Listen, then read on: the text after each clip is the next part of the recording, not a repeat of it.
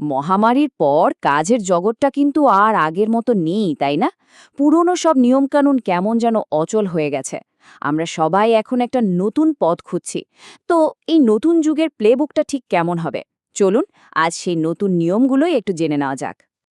এই কথাটা কিন্তু পুরো বিষয়টার সারমর্ম। কোভিড-19 আসলে শুধু একটা সংকট ছিল না, এটা ছিল ইতিহাসের সবচেয়ে বড় একটা ওয়ার্ক ফ্রম হোম পরীক্ষা। ভাবুন তো, রাতারাতি বিশ্ব জুড়ে কোটি কোটি মানুষ তাদের বাসা থেকে কাজ করা শুরু করল।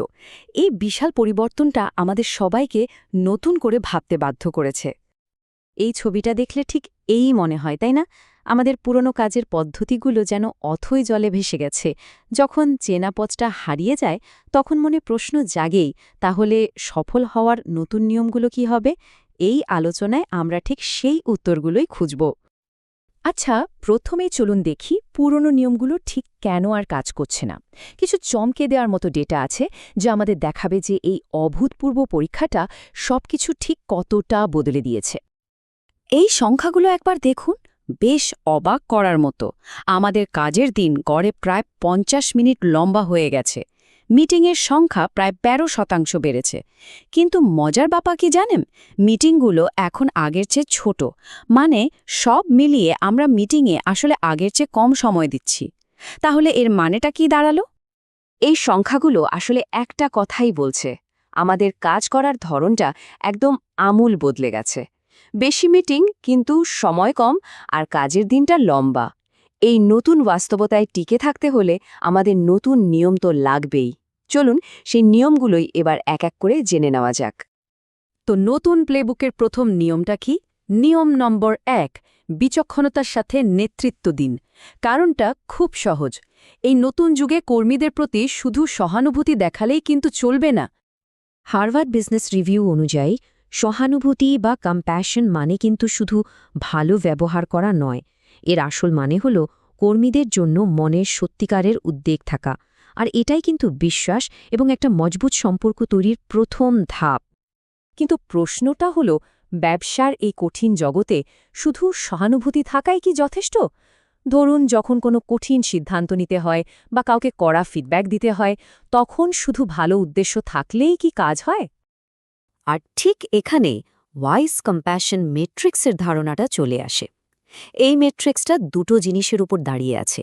একদিকে হল সহানুভূতি বা কম্প্যাশন, আর অন্যদিকে বিচক্ষণতা বা উইজডম, মানে কঠিন সিদ্ধান্ত নেওয়ার ক্ষমতা। একজন ভালো লিডারের জন্য এই দুটোর মধ্যে ভারসাম্য রাখাটা ভীষণ জরুরি। চলুন দেখি এটা আসলে কিভাবে কাজ করে। এই মেট্রিক্সে প্রথম কোয়াড্রেন্টে আছে কেয়ারিং অ্যাভয়েডেন্স, মানে এই ধরনের নেতারা কর্মীদের অনেক যত্ন নেন, কিন্তু কঠিন ফিডব্যাক দিতে বা দরকারি সিদ্ধান্ত নিতে ইতস্তত করেন। তারা হয়তো খুব ভালো মানুষ, কিন্তু সবসময় কার্যকর নেতা নন। এর ঠিক উল্টো দিকে রয়েছে আনকেয়ারিং এক্সিকিউশন।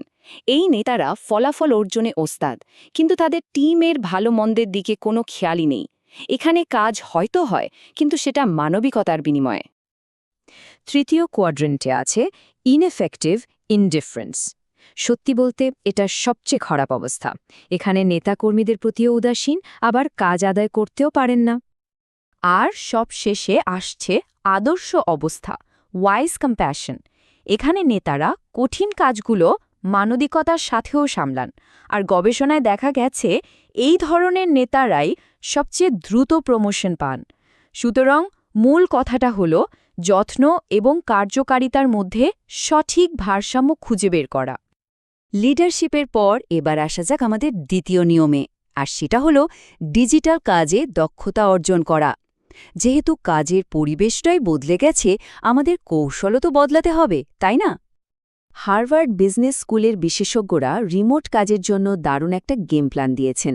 যেমন ধরুন, ১ নম্বর পয়েন্ট হল অগ্রাধিকারগুলো পরিষ্কারভাবে ঠিক করে দিন, যাতে কর্মীরা জানে কোনটা সবচেয়ে জরুরি।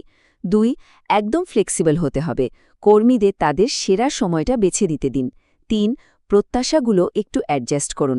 সবার পক্ষে হয়তো সপ্তাহে ঠিক ৪০ ঘন্টা কাজ করা সম্ভব নাও হতে পারে। ৪. কে কতক্ষণ অনলাইনে থাকলো সেটা না দেখে কে কতটা কাজ করল সেদিকে মনোযোগ দিন। আর সবশেষে অ্যাসিঙ্ক্রোনাস কাজকে আপন করে নিন, অর্থাৎ এমন ব্যবস্থা করুন যাতে সবাই নিজের সুবিধামতো সময়ে কাজটা করতে পারে।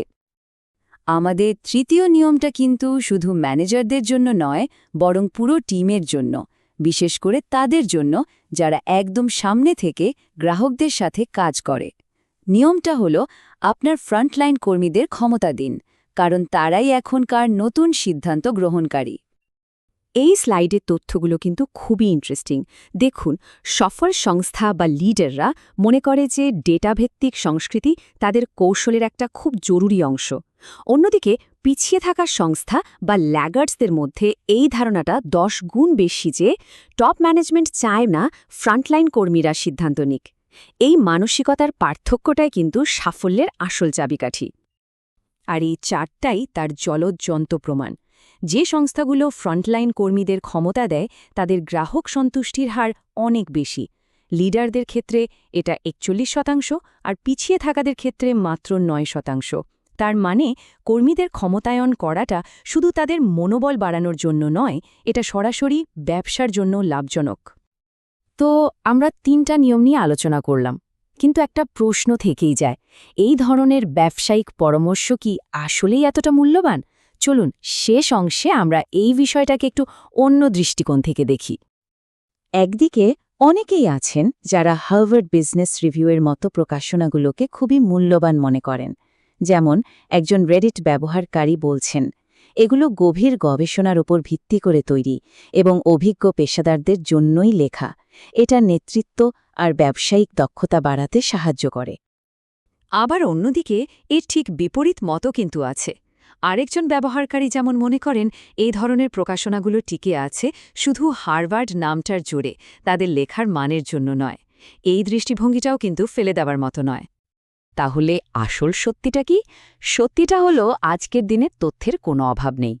একাডেমিক জার্নাল থেকে শুরু করে অনলাইন ফোরাম পর্যন্ত আমাদের চারপাশে যেন পরামর্শের সাগর। আসল চ্যালেঞ্জটা এখন আর পরামর্শ খুঁজে পাওয়া নয়, বরং এই বিশাল সাগরের মধ্য থেকে নিজের জন্য সঠিক পথটা বেছে নেওয়া। তাই আমরা এই প্রশ্নটা দিয়েই আজকের আলোচনা শেষ করছি। এই প্রতিনিয়ত পরিবর্তনশীল আর অপুরন্ত পরামর্শের জগতে কোন নিয়মগুলো আসলে অনুসরণ করা উচিত? চূড়ান্ত সিদ্ধান্তটা হয়তো প্রত্যেকের নিজের অভিজ্ঞতা আর বিচক্ষণতার উপরেই নির্ভর করে।